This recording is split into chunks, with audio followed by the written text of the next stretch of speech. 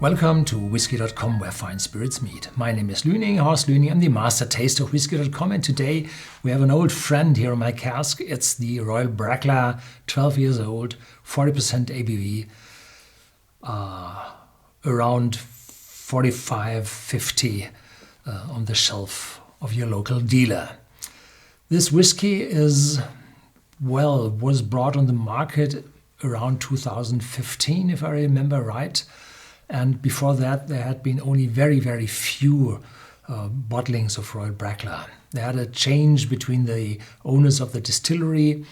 The watchdog said you have to sell it to another company, and then that other company started to bring out a new range of whiskies in which the Royal Brackla 12 years old, I think there's a 21-year-old and one in between, was brought on the market, I think an 18-year-old. And they developed quite nicely. And there's a tail on the back of the tube. And I like to tell tales here in front of tasting.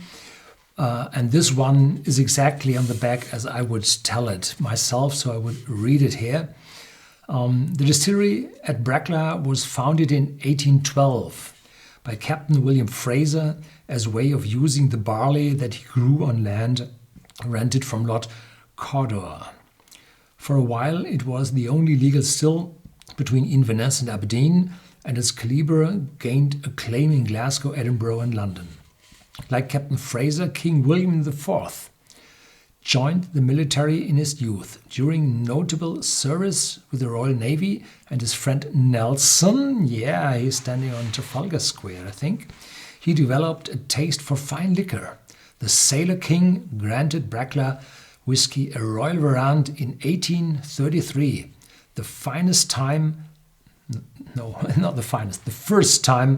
a whiskey had been so honored. So it's the first royal warrant which went to the Brackla distillery. And so on. Finest oak, rich finish, supreme quality Oloroso sherry butts. The result is a whiskey of such character and complexity that it is today as ever fit for a king. So we are all kings today. Ah, democracy. Where are the kings gone? So here we go. This bottle is different. It has this, dent, or this form from below as the champagne bottles have to stand a better inside pressure, but whiskey doesn't have pressure. So this is completely different to other whiskies, and this makes the bottle taller and thicker. So you think you have a very, very big bottle in your hand, but it's only a 0.7 liter bottle, and it's 40% ABV. So here, where's the opening? Here we go. And to the plastic capsule, there's a banderole on top of it, so that you can see that it isn't refilled, because this banderole is very difficult to fake. Wow, what a good cork. Smelling wonderfully, and a big outlet. And this whiskey is uncolored. It's chill filtered, but uncolored. So this is a wonderful brownish color, definitely from the Oloroso sherry casks. Oh, wonderful, intense for a 40% ABV. The king was right. Definitely a reason for a royal warrant. Very intense for 40% ABV and distinct sherry. And behind that, orange juice, some grapes, and a rising spiciness. A wonderful, complex, intense smell for a 12-year-old. Very, very good.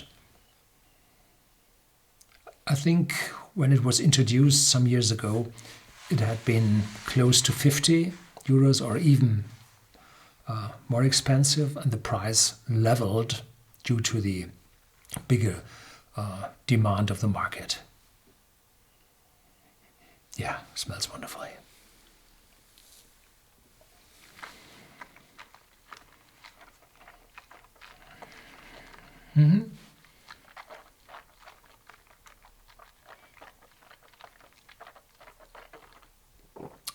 Oily, juicy, intense, spiciness. I would say European oak. Spiciness goes over to some peppery notes, but now vanishing. The aftertaste is just medium, staying a little bit on the tongue, but the smell and the taste is attacking. It's very intense. So the finish was said to be in a first fill sherry cask and probably from European oak, so that there is more spiciness from the oak coming out. Yeah.